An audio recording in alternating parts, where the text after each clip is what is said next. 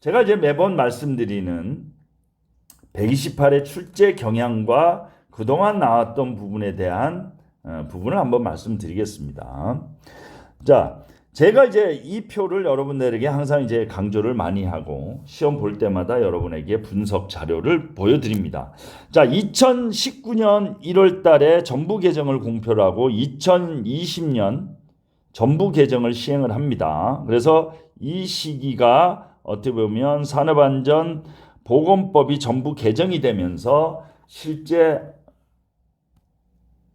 건설안전기술사의 출제 경향이 이제 많이 바뀌는 그러한 계기가 이루어졌습니다. 사실 2016년도는 없습니다. 없는데 그 전자래요. 보시면 이게 36인가요? 39인가요? 하여튼 30%대의 문제가 출제가 됐습니다. 30%대. 30%대입니다. 네. 출제가 됐습니다. 자, 이렇듯이 여러분들이 그전 2016년, 17, 18년도에 보면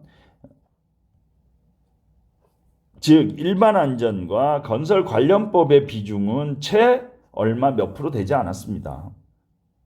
근데 이게 점점 개정이 되면서 법과 관련 문제들이 점점 출제가 많이 이루어지고 가설공사도 법과 관련 문제라고 말씀드렸죠. 이 비중이 이제 점점 늘어납니다. 그래서 이러한 법과 관련된 내용의 비중이 이제 늘어나면서 출제 경향이 이제 바뀌는 그러한 부분이 이제 됐습니다. 그래서 보시면 법, 그 다음에 건설 안전과 관련된 일반 안전과 가설공사 역시 법과 관련된 문제라고 보시면 되겠습니다. 이것도 그렇죠? 안전보건 규칙에 해당되는 부분. 그래서 이 두 개의 비중이 거의 50%가 넘어가는 경향이 됐다. 그래서 2021년 작년이죠. 작년에는 전체 일반 안전의 비중이 70%, 그 다음에 기술 안전 부분이 25%, 나머지 5%에 대한 경향이 됐습니다.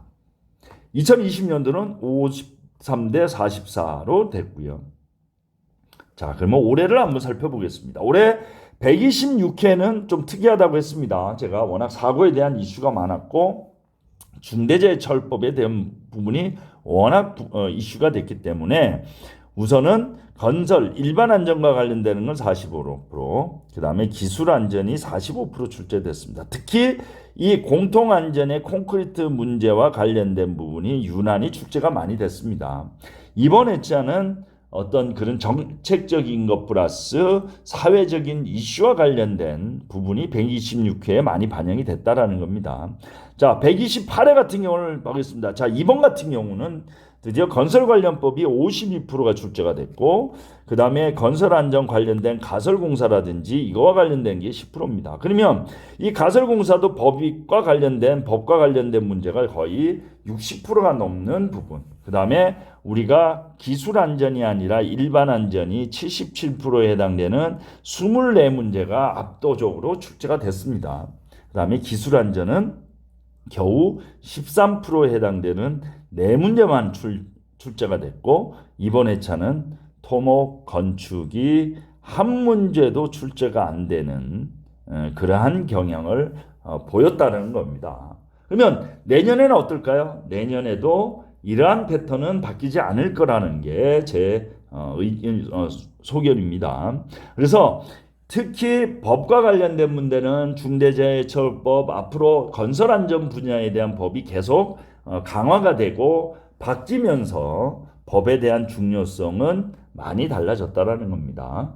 그리고 그 전에 128회 이전만 해도 어땠나요? 시험 보시는 분들의 거의 대부분이 건축 토목에 대한 분들입니다. 그래서 건축 또는 토목 시공을 따고 바른 안전을 따는 그때 그 당시만 해도 법은 공부 안 해도 된다. 시공만 하면 뭐 시공 문제 다 나오는데 뭐 이렇게 얘기가 됐던 게 현실입니다. 근데 이제는 그렇지가 않다라는 겁니다. 그래서 최근 내에 올해 같은 경우는 이러한 경향을 반영하듯이 건설 안전 분야의 업무를 보시는 실제 안전 분야의 업무를 보시는 분들의 시험 경향이 되게 많아졌습니다. 물론 제 주위에를 사례로 말씀드리는 거나 하지만 제가 어떤 안전 분야냐 토목 분야냐 건축 분야를 제가 전체 시험 보시는 뭐 한 800명 정도의 인원을 제가 확인을 하지 않았지만 최근의 추세를 보면 안전관리자 즉 안전 분야에 종사하는 분들의 안전 분야 종사하시는 분들이 이제 시험을 많이 보게 됐다라는 겁니다. 되게 중요한 사항입니다. 그렇죠? 자, 왜 안전 전문가가 없나요? 자, 여러분이 건설 안전 기술사를 취득을 하면 상당수가 장롱 면허입니다. 내가 앞으로 노후를 대비를 하거나 아니면 내가 젊어서 하나 더 따겠다라고 해서 안전 기술사를 선택하는 경우가 상당수고 실제 내가 이걸 따서 바로 안전 분야에 종사하겠다는 분들은 생각보다 그렇게 많지가 않다라는 겁니다. 그렇기 때문에 실질적으로 안전 분야에 종사하시는 분들의 시험을 보는 경향이 높아져야 되는 게 사실 맞습니다. 그래서 이러한 어떤 출제 경향에 따라서 실제 안전 분야에 종사하시는 분들이 시험을 지금 많이 보고 있는 추세고 실제 안전 분야 종사하시는 분들이 법과 관련된 부분만 익숙하게 답안을 쓸 수 있다라면 오히려 합격 확률이 훨씬 높아지는 그러한 부분이라고 말씀을 드리겠습니다. 자, 그러면 이러한 것을 바탕으로 이번 문제에 대한 경향을 한번 분석을 해보겠습니다. 우선 중대처벌법 시행에 따른 비중이 많아졌다. 그래서 안전관련법이 52% 출제가 됐고 전체 안전관련법의 비중이 전체 68% 즉 70%에 해당되는 문제가 출제가 됐다라는 겁니다. 그 다음 토목 시공 문제는 단 한 문제도 출제가 되지 않았다. 그리고 이번 문제의 또 특징은 두 개 중요한 기출 문제를 결합하는 문제. 그래서 뭐 두세 개를 합쳐서 앞에서 뭐 설계 변경권과 도급 사업에 따른 산업재해 예방 조치를 결합했듯이 이러한 결합한 문제가 찾아볼 수가 있었고 역시 기출 문제, 그다음에 건설 안전 관련법 정책 이슈에 대한 문제가 출제가 많이 됐고 매번 강조했던 것처럼 산업안전보건법 등에 대한 문제가 강조가 되고 있음을 볼 수가 있습니다. 그렇다면 문제의 난이도는 그렇게 높지는 않다. 단 여러분들이 공부에 대한 방향을 어떻게 잡느냐에 따라서 실제 문제가 어렵고 쉽습니다. 근데 제가 앞에서도 말씀드렸지만 건설안전기술사 문제는 완전 생전 처음 보거나 완전 엉뚱한 문제가 출제되는 경향은 거의 없다. 물론 한두 문제는 분명히 있을 수는 있습니다. 한두 문제. 그렇지만 이러한 부분까지도 안전과 관련된 문제이기 때문에 실제 전체적인 난이도는 중정도의 문제가 계속 출제가 되고 있고 실제 이렇게 출제가 될 수밖에 없습니다. 안전 분야는. 그렇죠? 어떤 특별한 뭐 신기술이라든지 새로운 어떤 공법에 대한 반영이라든지 이러한 부분보다는 전반적인 법과 관련된 그다음에 안전에 대한 부분이 워낙 우리 사회적인 이슈나 이런 부분이 되기 때문에 그거와 연계된 문제들이 다 출제가 된다라는 겁니다. 그래서 이번 문제 역시 그러한 패턴의 문제들이 출제가 됐다라고 말씀을 드리겠습니다. 자, 이런 걸 바탕으로 그러면 여러분들이 내년 129회를 준비하시는 분들은 과연 어떻게 해야 되느냐를 여러분들이 관심을 가져보셔야 될 시간입니다. 제가 앞에서 보여드린 그동안의 출제 경향을 봤을 때 129회 역시 올해 2022년도의 출제 경향과 다르지는 않을 거다. 첫 번째가 산업안전보건법을 바탕으로 해서 법과 관련된 내용의 문제가 출제가 될 것이고 출제가 되지 않는다라도 답안의 기본 틀을 건설안전관련법과 연계돼서 여러분들이 공부를 하셔야 됩니다. 예를 들어서 사례를 두 개가 들었습니다. 126회에 집안 등 굴착하는 경우 굴착면의 기울기라는 문제가 출제가 된 바가 있고요. 127회에 작업의자형 달비계 작업 시 안전대책에 대한 문제가 출제가 됐습니다. 자, 지방굴착이요. 토공. 자, 토목공사에서는 가장 중요하고 많이 되는 공정 중에 하나고요. 달비계 역시 우리 건축 아파트라든지 건축공사에서의 가장 중요한 안전에서 중요한 공정입니다. 근데 여러분들이 건설안전기술사와 관련된 공부를 하지 않으셨다면 이러한 부분, 즉 시공기술사 분들이 시험을 본다라면 이런 문제는 되게 좋아할 겁니다. 그죠? 왜? 굴착면의 기울이 표준 시방서라든지 여기에 기본적으로 갖춰져 있고 우리 현장에 굴착에 대한 기울가 도면상에 명시가 되어 있고 표기가 되어 있습니다. 달비계 작업 역시 여러분들이 현장에서 안전관리라든지 시공하는 데 있어서 기본적으로 관리하고 있는 부분들입니다. 그런데 건설안전기술사에 출제된 이 두 문제는 그러한 시공 문제가 아닌 이 두 문제는 법과 관련된 문제라는 것을 여러분들이 반드시 알아주셔야 됩니다.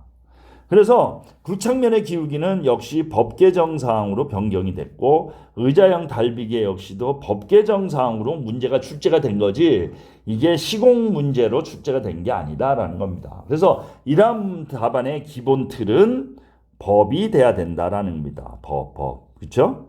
그래서 이러한 문제가 대표적인 문제라고 보시면 되겠습니다. 그러면 예전에는 이러한 법을 기준으로 안 했다라면 이거는 시공적으로 답안을 쓰더라도 합격이 될 수 있었다라는 겁니다. 근데 지금은 그렇지가 않다라는 걸 다시 한번 말씀을 드립니다. 그래서 이러한 건설안전기술사 문제는 기출문제를 바탕으로 합니다. 왜? 현장에서 중요한 사고 재해는 새로울 수가 없습니다. 항상 같은 내용의 어떤 관리, 중점 관리 대한, 즉 떨어짐 재해, 끼임 재해 이러한 부분, 개인 보고 이런 부분들은 내년이고 올해고 관리가 바뀌는 게 절대 아닙니다. 중점적으로 관리돼야 할 중요한 사항들이기 때문에 이러한 문제를 바탕으로 기출문제를 바탕으로 안전 분야의 사회 이슈, 그 다음에 건설 안전사고, 그 다음에 법 정책적인 거를 답안에 반영을 해야 된다라는 겁니다. 그래서 이러한 부분을 키워드로 답안에 반영을 해주고 그거에 따른 공부 방향을 설정을 해야 됩니다. 그 다음 건설안전기술사는 몰라서 못 쓰는 문제. 그래서 몰라서 떨어지는 문제를 몰라서 떨어지는 게 아니라 모두 알고 익숙한 문제를 여러분들이 답안 연습, 즉 시간 관리라든지 실수 관리가 안 됨으로 인해서 떨어진다는 걸 여러분들이 반드시 명심을 해야 될 것입니다. 절대 몰라서 못 쓰는 문제는 거의 없습니다. 앞에서 보는 것처럼 다 공부를 했던 분들이고 현장에 계셨던 분들이고 현업에 계시는 분들이고 건설 안전 분야에 계시는 분들이라면 익숙한 용어에 익숙한 문제들이 출제가 된다. 그런데 답안을 못 쓰는 거는 공부의 부족보다는 답안 연습과 시간 관리에 대한 부족, 실수 관리가 부족해서 떨어지는 것을 여러분들이 반드시 명심을 하셔야 되고 반드시 시험은 공부와 연습이 병행이 돼야 된다는 겁니다. 기술사는 쓰는 시험입니다. 그렇죠? 그렇기 때문에 합격의 가장 기본 원칙은 답안에 대한 연습이 우선이 돼야 된다는 겁니다. 그러면 질문 하나 던지겠습니다. 공부를 많이 하면 무조건 합격이 되나요? 안 됩니다. 그러면 연습을 많이 하면 되나요? 됩니다. 자, 공부를 안 하고 어떻게 연습을 하느냐라고 말씀을 드립니다. 자, 공부와 연습은 뗄래야 뗄 수가 없습니다. 그렇지만 공부와 연습은 분명히 틀리다라는 겁니다. 연습은 내가 공부가 안 됐더라도 어떤 중요한 차별화 내가 했던 거를 정리를 하고 모식도를 연습을 하고 답안 쓰는 연습을 하면서 우리가 여러분들이 얘기하는 공부가 자동적으로 되는 거지. 내가 책을 처음부터 보고 강의만 열심히 듣고 내가 답안 쓰는 연습을 하지 않는다면 절대 붙을 수가 없는 게 기술사 시험입니다. 기술사 시험입니다. 그래서 제가 항상 연습이라고 강조하는 부분들이 바로 이러한 부분이라는 걸 여러분들이 반드시 좀 알아주셨으면 합니다. 자, 마지막으로 기술사의 합격 비결은 꾸준한 답안 틀에 대한 고민과 반복되는 연습입니다. 자, 답안 틀에 대한 고민은 제가 말씀을 드렸습니다. 내가 A라는 문제를 공부를 했으면, 공부를 하고 내가 A라는 문제에 대해서 자신이 있다라고 한다면 이 A 문제는 이 A 문제로만 그쳐서는 안 된다라는 겁니다.